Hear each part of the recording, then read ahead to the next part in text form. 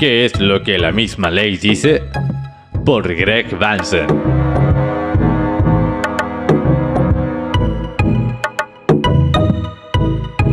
Aquí hay algo extraordinario, algo que los teólogos no pueden ignorar si quieren entender correctamente la intención divina con relación a la ley del Antiguo Testamento.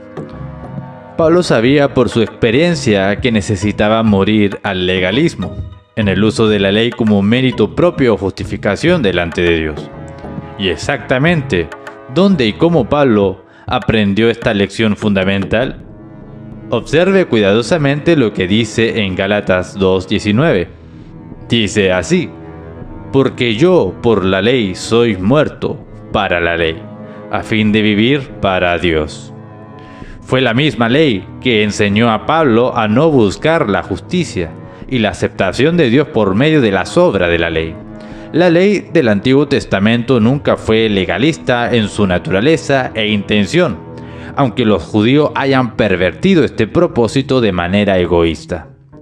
Ellos simplemente no percibieron que el fin de la ley es Cristo, para justificación a todo aquel que cree. Romanos 10:4. Pablo lamentó que porque hasta el día de hoy, cuando leen el Antiguo Pacto, les queda el mismo velo no descubierto. Y aún hasta el día de hoy, cuando se lee a Moisés, el velo está puesto sobre el corazón de ellos. Segunda de Corintios 3, del 14 al 15. Pablo claramente catalogó e incluyó el pacto mosaico, el pacto de la ley que había edificado un muro entre judío y gentile y enajenando a los incircuncisos de la comunidad de Israel, como parte integral de lo que él llamaba pacto de las promesas, Efesios 2:12.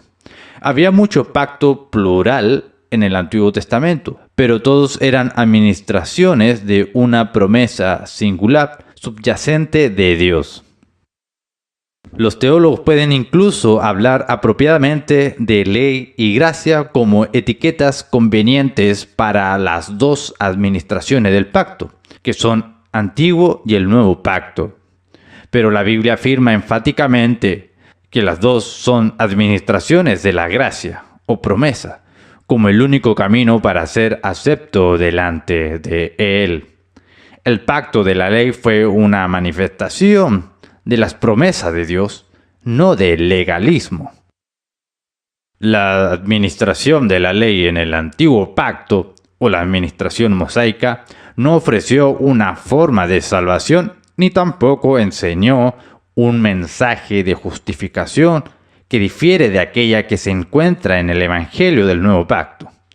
Al conocer que ante Dios nadie podía ser justificado, Salmo 143:2, el Antiguo Pacto prometió justificación basada en el nombre El Señor es nuestra justicia. Jeremías 23:6.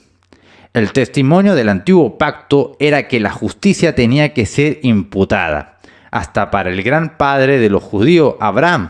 Génesis 15:6, Romanos 4:3, Gálatas 3:6.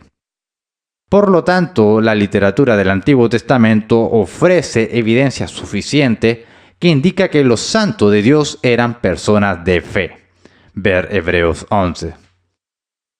Pablo comprendió claramente que el mismo Antiguo Testamento enseñaba que los justos vivirían por la fe. Hebreos 2:4, Romanos 1:17 y Gálatas 3:11. El profeta Isaías proclamó: en Jehová será justificada y se gloriará toda la descendencia de Israel. Isaías 45:25. Y más adelante: esta es la herencia de los siervos de Jehová, y su salvación de mí vendrá, dijo Jehová. Isaías 54:17. Si permitimos que la Biblia se interprete a sí misma, y no introducimos en esa interpretación una antítesis teológica preconcebida entre el Antiguo y el Nuevo Pacto, la ley y el Evangelio, somos llevados a concluir que el Antiguo Pacto, la ley de Moisés, fue un pacto de gracia que ofreció salvación, basada en la gracia por medio de la fe, así como lo hace la buena nueva que se encuentra en el Nuevo Testamento. La diferencia es que el pacto de Moisés o de la ley miraba hacia el futuro, hacia la venida del Salvador, administrando así los pactos de Dios por medio de promesas, profecías, rituales, tipos y prefiguraciones que anticipaban al Salvador y a su obra redentora.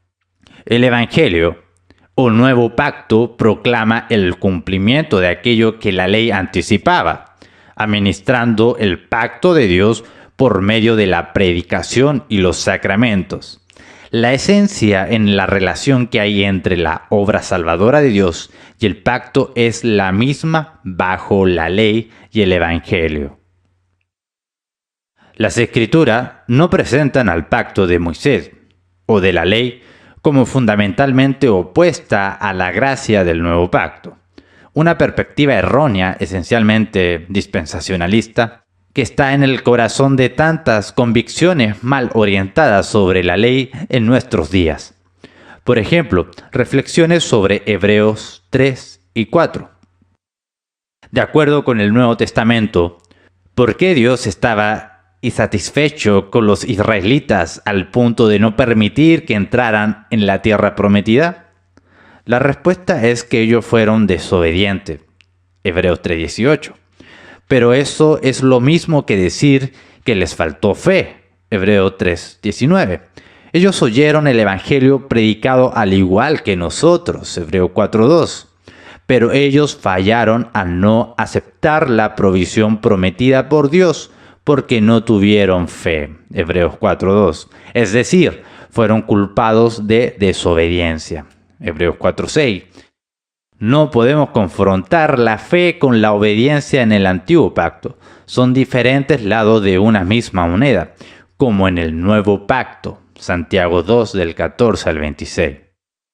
Por eso Pablo llegó a preguntarse incrédulamente: ¿entonces la ley se opone a las promesas de Dios?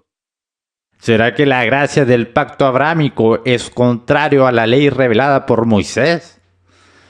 La respuesta del apóstol fue categórica: de ninguna manera. Gálatas 3:21.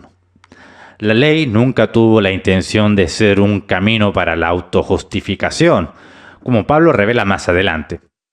A causa del esfuerzo autojustificador por ganar méritos y favor delante de Dios por medio de la obediencia de la ley, los israelitas nunca cumplieron la ley de ninguna forma. Romanos 9:31.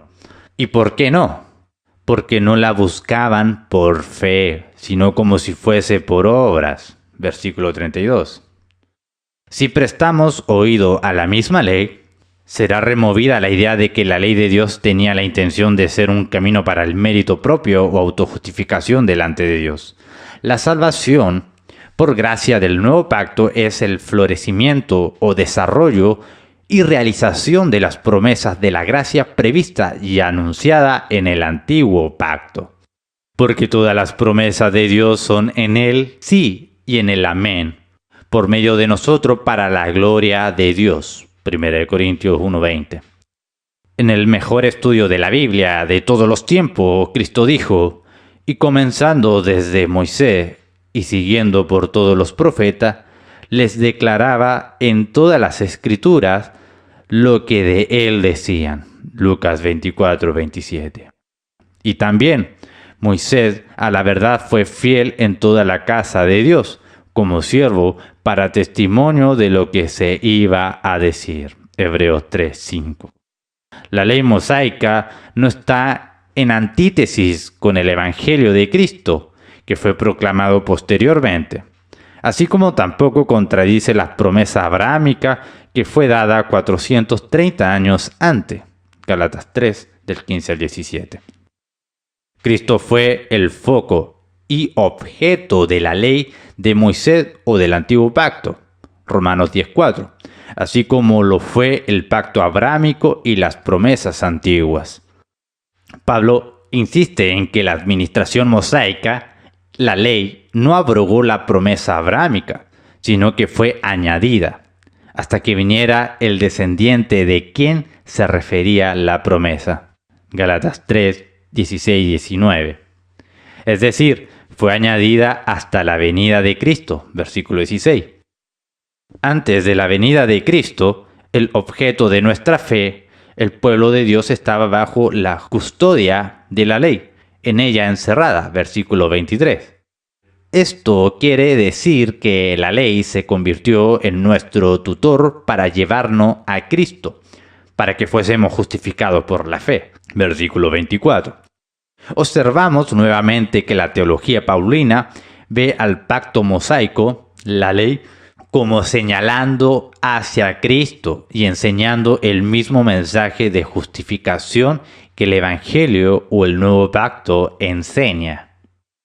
El aspecto de la ley que mayormente distinguió de la administración mosaica y que desempeña el papel de señalar a Cristo y a la doctrina de la justificación por la fe fue lo que hoy muchas veces llamamos ley ceremonial.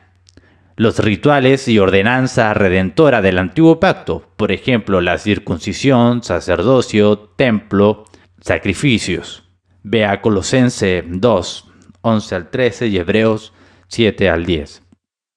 El tutor o maestro a quien Pablo hace referencia en Gálatas 3, versículos 24 y 25, era la administración mosaica, la ley, especialmente en aquello que prefiguraba ceremonialmente a Cristo.